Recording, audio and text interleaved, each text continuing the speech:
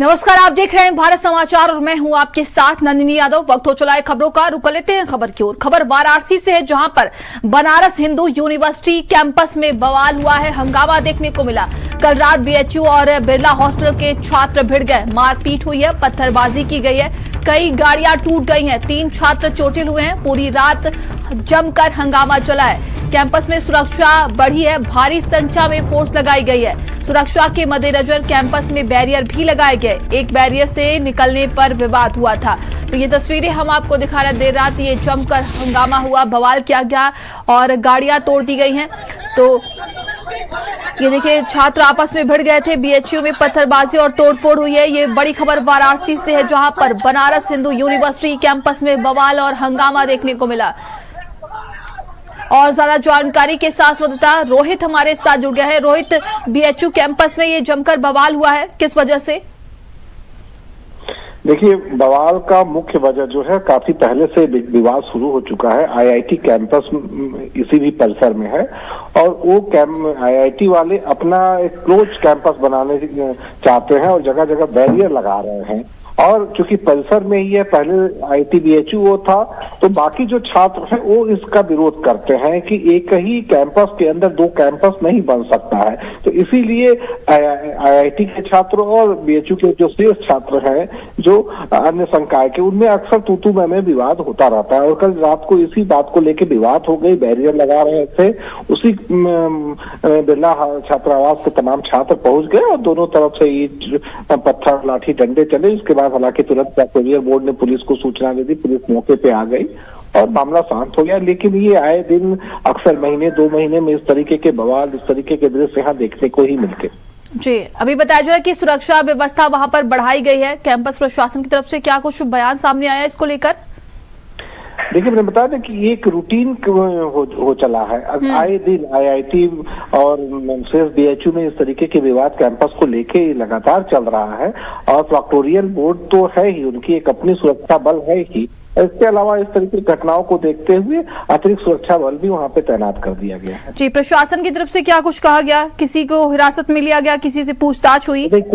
कोई हिरासत अभी में नहीं लिया गया है, क्योंकि प्रशासन इस पर नहीं, क्योंकि बीएचयू ऑटोनोमस बॉडी है, इनका मामला है। कोई अब जो बाहरी प्रशासन है वो तब काम करता है जब बीएचयू प्रशासन या की तरफ से कोई उनको लिखित सूचना या तहरीर दी जाती है, तब वो विधिक कार्रवाई करते हैं।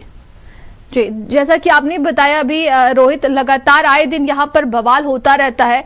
तो क्या प्रशासन की तरफ से कोई आदेश जारी हुआ है, अगर हम कैंपस प्रशासन की बात करें? देखिए, इससे पहले भी जिलाधिकारी और एसएसपी वगैरह गए थे। हम रेफरेंस देना चाहेंगे, 2 वर्ष पूर्व एक छात्रा के साथ दुष्कर्म का प्रयास हुआ था। उसके बाद से ये मांग उठ रही है। उसमें काफी मामला उठा था, उसमें प्रशासन और एचआरडी मिनिस्ट्री ने भी हस्तक्षेप किया था। और उस समय ये मांग बहुत तेजी से उठी थी कि आईआईटी को अलग कैंपस कर दिया जाए। लेकिन जो बीएचयू, चूंकि ये बीएचयू का ही पार्ट है, बीएचयू के संविधान में ऐसा नहीं है कि हम अपने ही जमीन के अंदर किसी को दूसरे दे। तो इन सब चीजों पे तमाम जो है विवाद अभी भी चल रहे हैं और ह्यूमन रिसोर्स मिनिस्ट्री में चल रहे हैं, मिनिस्ट्री लेवल की बातें हैं। प्रशासन की यहाँ कोई भूमिका नहीं है, सिर्फ कानून व्यवस्था की बात होती है। स्थानीय पुलिस उसको देखती है, जब इस तरीके की घटनाएं होती है, सूचना मिलती है, हस्तक्षेप करती है। जो भी कानूनी और विधिक कार्रवाई होती है, स्थानीय पुलिस जो है वो करती है। जी, तमाम जानकारी के लिए आपका बहुत बहुत धन्यवाद। आगे बढ़ते वहीं चीन के तियानजिन शहर में एससीओ समिट का आयोजन हो रहा है, जहां विश्व के तमाम वर्ल्ड लीडर्स पहुंचे हुए हैं। पीएम मोदी भी एससीओ सम्मेलन में शिरकत किया उन्होंने। इस दौरान वहां से एक तस्वीर सामने आई, जिसमें प्रधानमंत्री नरेंद्र मोदी, चीनी राष्ट्रपति शी जिनपिंग और रूसी राष्ट्रपति व्लादिमीर पुतिन एससीओ शिखर सम्मेलन में समूह में ये तस्वीरें देखने को मिली है और पोज देते हुए दिखाई दे रहे हैं। भारत पिछले 4 दशकों से निर्मम आतंकवाद का दंश झेल रहा है। कितनी ही माताओं ने अपने बच्चे खोए और कितने बच्चे अनाथ हो गए। हाल ही में हमने पहलगाम में टेररिज्म का बहुत ही घिनौना रूप देखा। इस दुख की घड़ी में जो मित्र देश हमारे साथ खड़े रहे, मैं उनका आभार व्यक्त करता हूं। यह हमला केवल भारत की अंतरात्मा पर ही आघात नहीं, यह मानवता में विश्वास रखने वाले हर देश हर व्यक्ति को खुली चुनौती थी। ऐसे में प्रश्न उठना स्वाभाविक है, क्या कुछ देशों द्वारा आतंकवाद का खुलेआम समर्थन हमें स्वीकार्य हो सकता है? एक्सेलेंसी, हमें स्पष्ट रूप से और एक स्वर में कहना होगा कि आतंकवाद पर कोई भी डबल स्टैंडर्ड स्वीकार्य नहीं होंगे। हमें मिलकर आतंकवाद का हर रंग में हर रूप में विरोध करना। और अब खबर लखनऊ से, जहां पर बाइक बोर्ड घोटाले में ईडी ने बड़ी कार्रवाई की है। आरोपियों की 394.42 करोड़ की संपत्ति कुर्क कर दी। जीआईपीएल और संजय भाटी ने यह बड़ा घोटाला किया था, निवेशकों से रकम लूटी थी, कंपनियों में लगाया निवेशकों को बाइक रेट बोनस का झांसा दिया था। इससे पहले 220.78 करोड़ की संपत्ति कुर्क की गई थी। तो ये बड़ी कार्रवाई देखने को मिल रही है, जिसके बाद से कहा जा रहा है कि आगे भी कार्रवाई की जाएगी।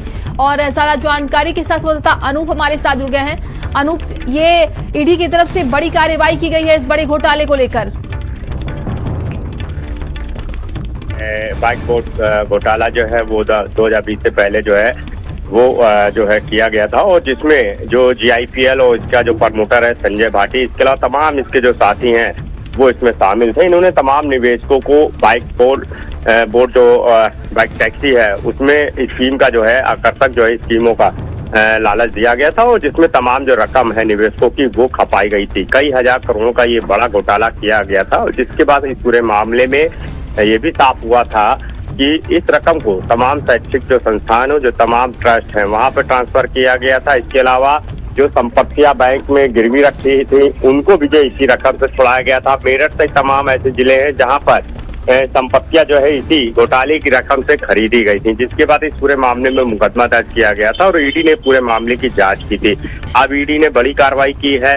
394.42 करोड़ की जो संपत्ति है वो अब ईडी ने कुर्क की है। इससे पहले 2020 से 24 तक 220.68 करोड़ की जो संपत्ति है वो भी कुर्क की गई थी। तो एक बड़ा घोटाला था जिसमें लगातार अब ईडी जो है वो कार्रवाई कर रही है, क्योंकि जिस तरह से 1000 करोड़ का ये घोटाला किया गया था तो उनसे जो बेनामी संपत्तियां बनाई गई थी उन संपत्तियों पे ईडी का शिकंजा कस रहा है, और अब यही उसी कड़ी में 394.42 करोड़ की जो संपत्ति है वो कुर्क की गई है, और इससे पहले 220.68 करोड़ की संपत्ति कुर्क की गई थी।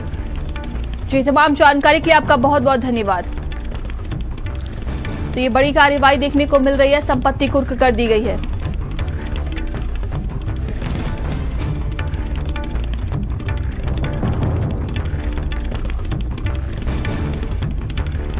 तो जीआईपीएल और संजय भाटी ने ये बड़ा घोटाला किया था, इसको लेकर ये बड़ी कार्रवाई देखने को मिल रही है। निवेशकों से लूटी गई रकम कंपनियों ने लगाया। बताया जा रहा है कि निवेशकों को बाइक रेट बोनस का झांसा दिया था, जिसके बाद से ईडी की तरफ से ये बड़ी कार्रवाई देखने को मिल रही है।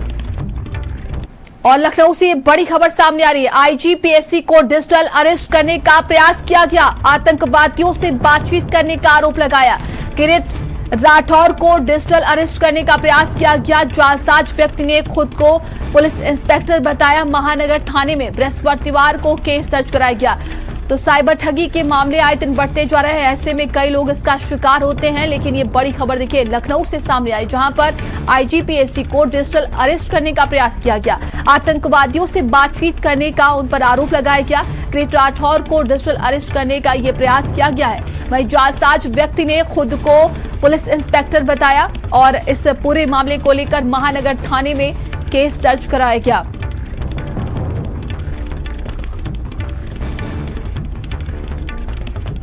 तो आतंकवादियों से बातचीत करने का आरोप लगाकर ये डिजिटल अरेस्ट करने का प्रयास किया गया है।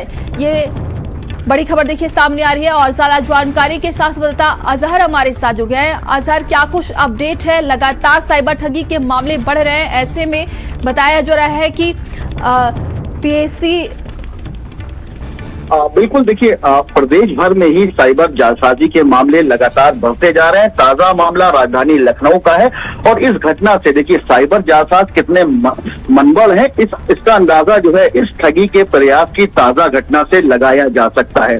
साइबर ठग ने खुद को पुलिस इंस्पेक्टर बताकर आईजी पीएसी किरीट राठौर को डिजिटल अरेस्ट करने का प्रयास किया और आईजी ठग के फेंके गए जाल में फंसने से बच गए, जिसके बाद उन्होंने महानगर थाने में मुकदमा दर्ज कराया। दरअसल ये पूरा मामला जो है वो बीते बृहस्पतिवार का है, जहां पर उनके सीयूजी नंबर पर अनजान नंबर से कॉल आती है और फोन करने वाले ने उनसे पूछा कि क्या आप भोलानाथ बोल रहे हैं। उनके मना करने पर कॉलर ने अपना परिचय जम्मू कश्मीर से पहलगांव पुलिस स्टेशन में तैनात इंस्पेक्टर रणजीत कुमार बताया और आईजी से कहा कि ठग ने उनको धमकाते हुए कहा कि तुम्हारे नंबर से आतंकवादियों से बातचीत की जा रही है और आरोपी ने डिजिटल अरेस्ट करने की उन्हें अदब में लेने की कोशिश की। हालांकि आईजी सतर्क हो गए और उन्होंने जैसे ही ठग को अपना परिचय दिया उनसे अभद्रता करने लगा और कॉल काट दी, जिसके बाद देखिए आईजी ने महानगर थाने में एफआईआर दर्ज कराई है। पुलिस मामले की जांच कर रही है। जी, तमाम जानकारी के लिए आपका बहुत बहुत धन्यवाद।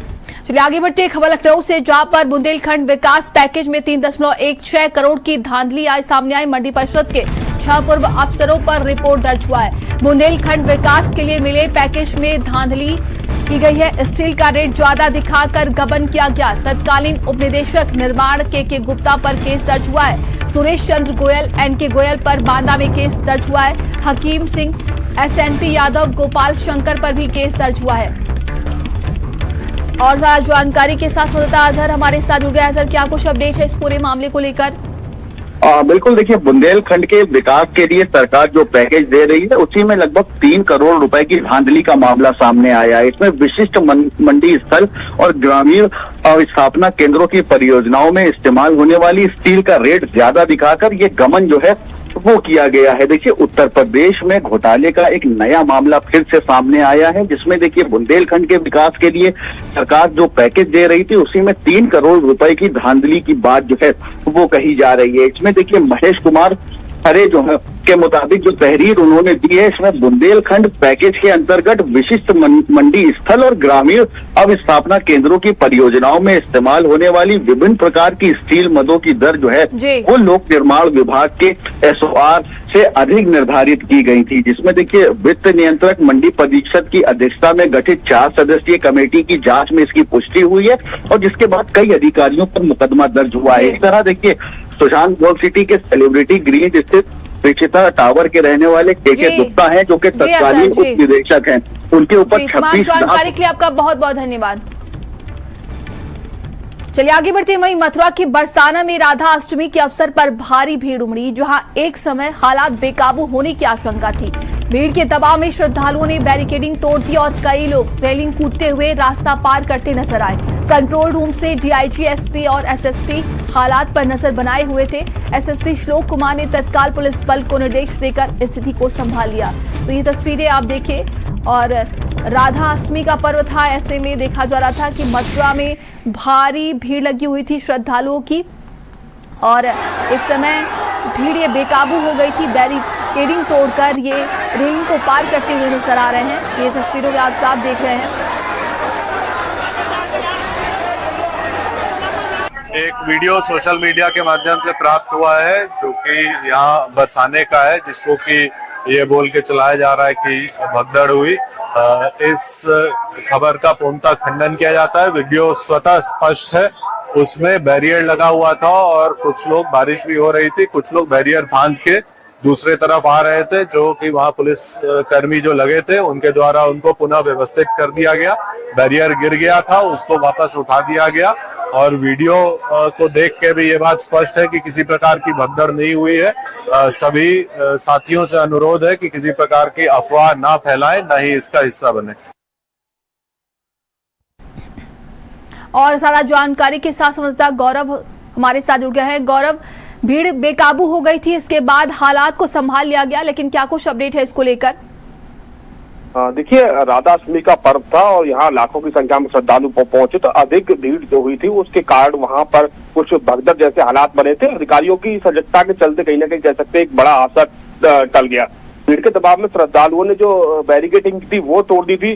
बेकाबू भीड़ को रोकने के लिए जो पुलिसकर्मी लगाए थे, क्योंकि भीड़ का दबाव ज्यादा था, पुलिसकर्मी उस भीड़ को नहीं रोक पाए। तस्वीरों के माध्यम से आप देख सकते जिस तरीके से, और जो खुद एसएसपी श्लोक कुमार, डीआई शैलेश कुमार पांडे, सभी आगरा रेंज के अधिकारी पूरे मामले पर नजर बनाए हुए थे। बिगड़े हालातों को कंट्रोल रूम से सीसीटीवी से पूरे मामले की निगरानी भी रखी जा रही थी।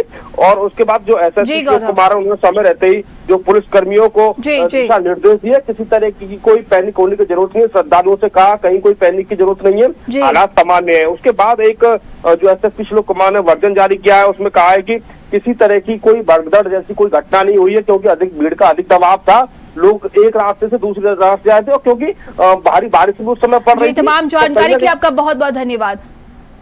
आगे बढ़ते हैं, वही देवरिया रेलवे स्टेशन पर जमकर बवाल देखने को मिला। किन्नरों ने आरपीएफ प्रभारी इंस्पेक्टर को जमकर पीटा है। आरपीएफ प्रभारी इंस्पेक्टर आस मोहम्मद को पीटा। प्लेटफॉर्म पर जमकर पीटने का वीडियो वायरल भी हो रहा है। यात्रियों से अवैध वसूली करने का किन्नरों पर आरोप है। पुलिस ने 2 किन्नरों को हिरासत में लिया है। देवरिया सदर रेलवे स्टेशन प्लेटफॉर्म नंबर 1 का ये पूरा मामला बताया जा रहा है। तो प्लेटफॉर्म पर जमकर पीटने का वीडियो भी वायरल हो रहा है।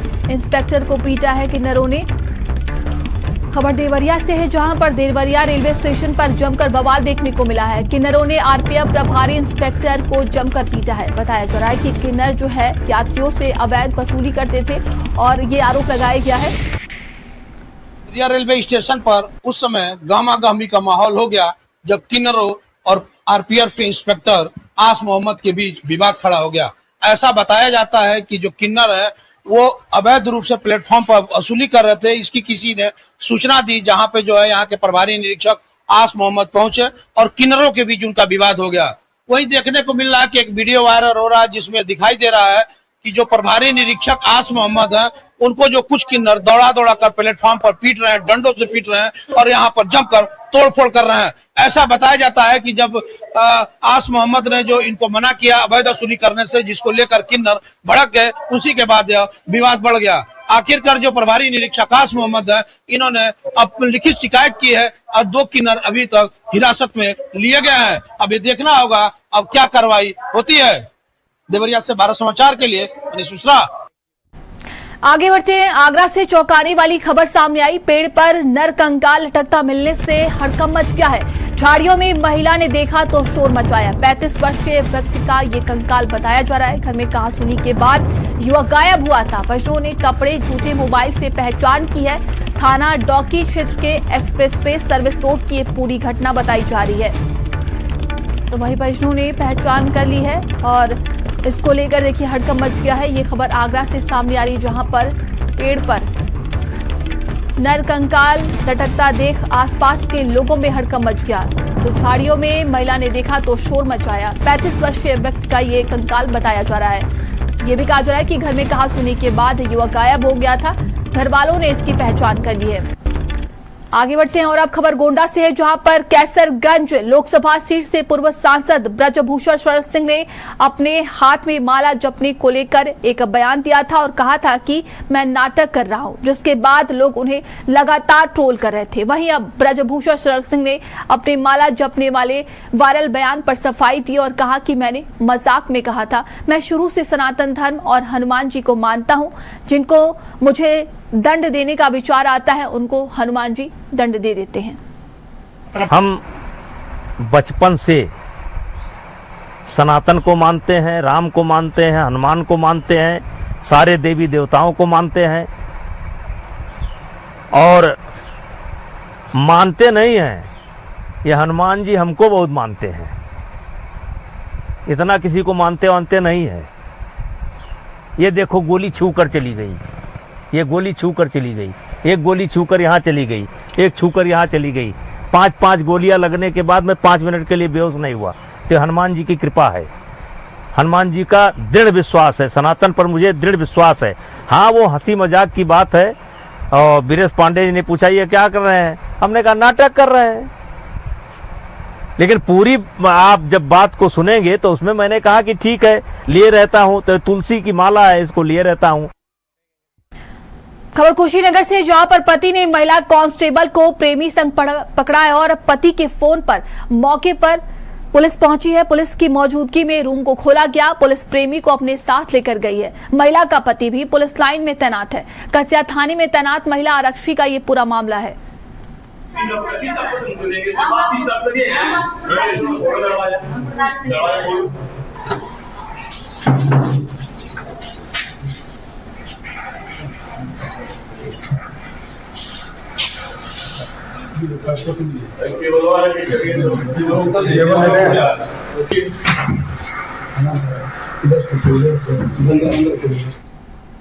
खबर उन्नाव से, जहां पर नगर पालिका की चेयरमैन की कार में घुसे बाइक सवार। नशेबाज कार सवार से बचने के चक्कर में कार में घुसे। पालिका अध्यक्ष श्वेता मिश्रा की कार में घुसे हैं बाइक सवार। हादसे में बाइक सवार 3 युवक गंभीर रूप से घायल हो गए। युवकों की पहचान ऋषि राज और शानू के रूप में हुई है। चेयरमैन पति ने घायलों को तुरंत अस्पताल पहुंचाया।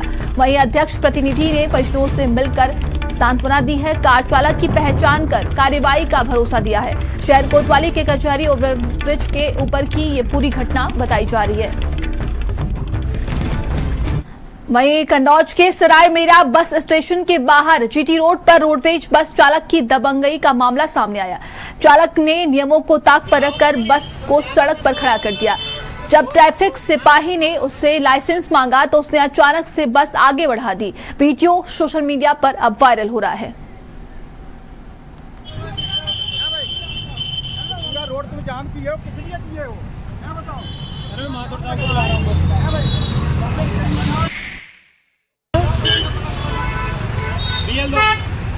बीएल दिखा तो सकते हो, दिखाओगे भी नहीं। क्या नाम है तुम्हारा?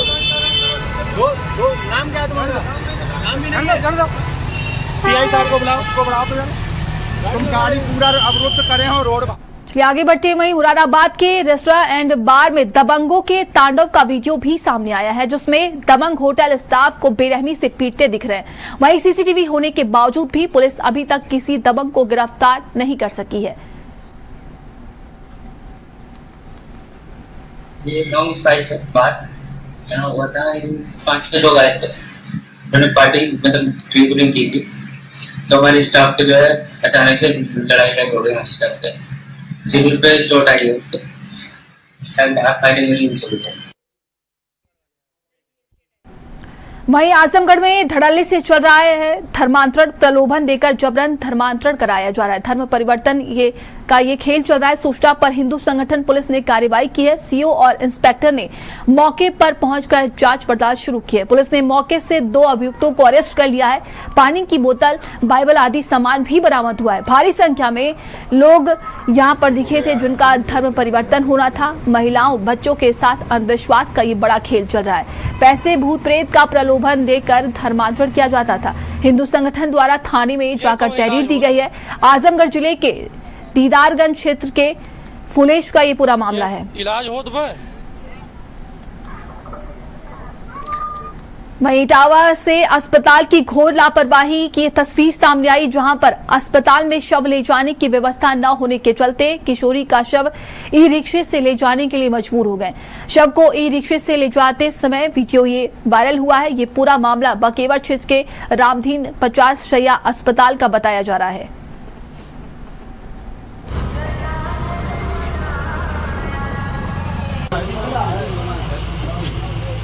तो स्वास्थ्य विभाग की बड़ी पोल खुली है। वहीं झांसी के प्रेमनगर थाना क्षेत्र के प्यारेलाल के हाता में 40 साल पुराने पीपल के हरे भरे पेड़ को बिना अनुमति काट दिया गया। इस भयावह कदम के चलते 300 से ज्यादा पक्षियों की मौत हो गई और 100 से ज्यादा बगुले के बच्चे उड़ने में असमर्थ हो गए। झाड़ियों में जा वो छिपे हैं। तो ये तस्वीरें हम आपको दिखा रहे। देखिए, बिना अनुमति के पीपल के पेड़ को काट दिया गया।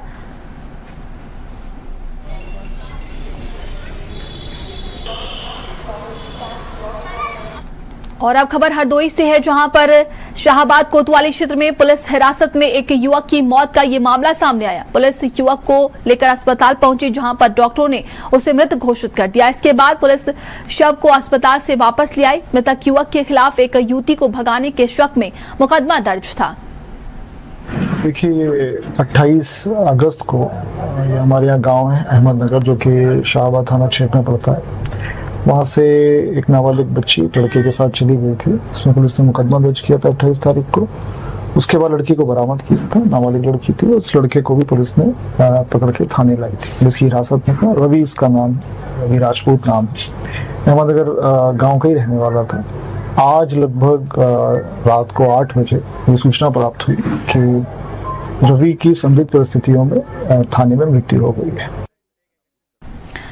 वहीं कुशीनगर के रामकोला थाना क्षेत्र के कुसमुहा पुलिया के पास पुलिस और बदमाशों के बीच में मुठभेड़ हो गई है, जिसमें 25,000 के इनामी 2 बदमाश असलम और जुल्फिकार घायल हो गए। पुलिस ने घायलों को दबोचते हुए मौके से 2 तमंचे, जिंदा कारतूस और एक बाइक बरामद कर ली है। दोनों बदमाश स्कूल कॉलेजों के बाहर छात्राओं से छेड़खानी और गुंडागर्दी के मामले में वांछित थे।